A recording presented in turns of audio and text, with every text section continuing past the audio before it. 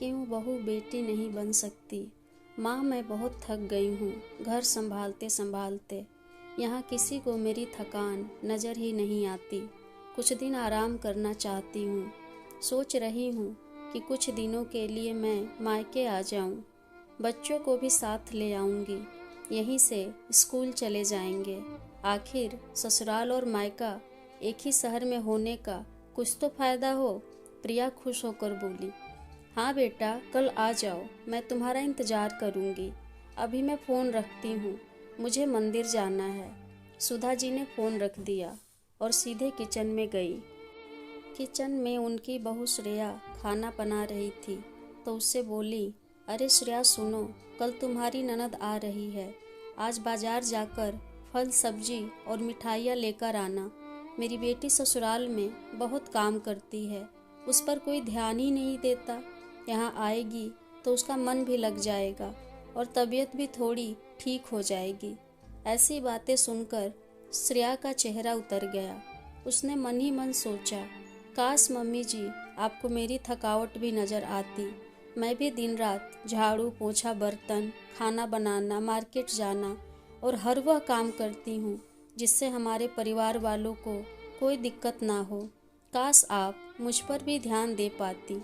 आपकी बेटी तो जब मन में आता है यहाँ आ जाती है, लेकिन मैं साल में एक बार ही अपनी माँ के पास जाती हूँ, तब भी आपको प्रॉब्लम होती है। मेरा भी मन है, मैं भी इंसान हूँ, मुझे भी लगता है अपनी माँ के पास जाकर थोड़ा आराम करूँ, सुख दुख की दो चार बातें करूँ, अपना मन हल्का करूँ। भगवान अब तुम ही कुछ करो ताकि मेरी सास की आंखें खुले और उन्हें मेरी भी थकावट नज़र आए। शाम तक भगवान ने जैसे श्रेया की सुन ली और उसकी ननद का फ़ोन आया। अपनी माँ से कहा कि उसकी सास ने उसे मायके आने के लिए मना कर दिया है, इसलिए इस बार वो नहीं आ सकती। सुधा जी बोली, ऐसे कैसे मना कर दिया? पहले तो कभी वो तुम्हें आने के लिए नहीं रोकती थी, इस बार भला क्या हो गया? लाओ मेरी बात कराओ, उनसे तो मैं समझती हूँ। प्रिया ने फ़ोन अपनी सास को दिया। सुधा जी ने कहा, नमस्कार समधन जी, आपसे कुछ कहना था। समधन जी ने कहा, जी कहिए। दरअसल प्रिया का कल त्योहार है, इसलिए अपने मायके आना चाहती है। अगर आप उसे भेज दें तो अच्छा रहेगा। प्रिया की सास ने कहा, देखिए समधन जी, आपकी बेटी मायके जाके रहे, इस बात के लिए हमने कभी रोका है, न ही हमें कोई दिक्कत है। कुछ दिनों पहले मैं अपने रिश्तेदार की शादी में गई थी। वहाँ आपकी बहू श्रेया की माँ से मिलने का मौका मिला। उनसे बातचीत के दौरान उनकी बातों से पता चला कि श्रेया को साल में एक ही बार अपने मायके जाने को मिलता है, और वह भी कम समय के लिए।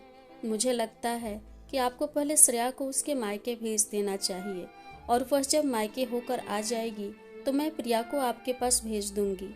एक बहुत ज़रूरी बात जो मुझे लगता है आपको समझ लेनी चाहिए कि आपको अपनी बहू को बेटी की तरह या बेटी से भी ज़्यादा प्यार देना चाहिए। उसे भी मायके जाने की इच्छा होती होगी। हो सकता है प्रिया के वहाँ जाने से आओ भगत करने के लिए आप उसे उसके मायके नहीं भेजती होंगी, या फिर वह आपसे कुछ कहने से अभी डरती हो। अगर आपको उसे घर में ही कैद रखोगी तो एक दिन ऐसा आएगा कि वह आपके खिलाफ बोलने लगेगी, फिर वह आपके सुनेगी भी नहीं और जब चाहे तब अपने मायके जाएगी। ऐसी परिस्थिति आए, इससे अच्छा है कि आप ही कुछ बदलाव अमल में लाएं, जिससे आपका रिश्ता और रिश्ते की मिठास खराब न हो। शोभा जी को हर एक शब्द में सच्चाई नजर आई। उन्हें महसूस हुआ कि उन्होंने अपनी बेटी के प्यार में अंधे होकर कभी भी अपनी बहू के मन का विचार नहीं किया। उन्होंने हमेशा ही अपनी बेटी को बहू से ऊपर रखा। दूसरी तरफ प्रिया भी अपनी भाभी के बारे में इस बातचीत को सुन रही थी। उसे भी महसूस हुआ कि जब जब वो अपने मायके जाती है तो उसकी भाभी थोड़ी उदास रहती हैं।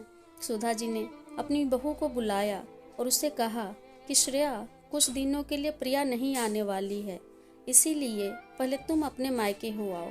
श्रेया का चेहरा खिल गया, क्योंकि पहली बार था जब उसकी सास ने सामने से उसे अपने मायके जाने के लिए कहा था। अगले दिन श्रेया अपने मायके गई और इस बार एक दो दिन नहीं बल्कि पूरे हफ्ते भर रही।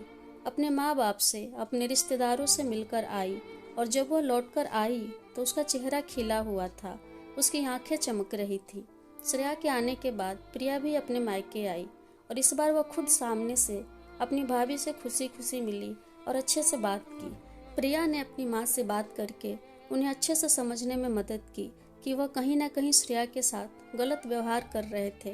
दूसरी तरफ श्रेया अपने ससुराल वालों के बदले व्यवहार से बहुत खुश थी। अब वह हर काम खुशी खुशी करती और सबका ध्यान भी अच्छे से रखती। मेरे प्यारे दोस्तों, कोई भी ऐसा काम ना करे जिससे घर में तनाव का माहौल पैदा हो। सुधा जी अपनी बहू को खुद ही समय समय पर मायके भेज दिया करती। एक छोटे से बदलाव ने सास बहू और भाभी के बीच की कड़वाहट को दूर कर दिया और उनके रिश्तों को और भी ज़्यादा मीठा और मजबूत कर दिया। दोस्तों, उम्मीद करती हूँ आपको आज की कहानी अच्छी लगी होगी।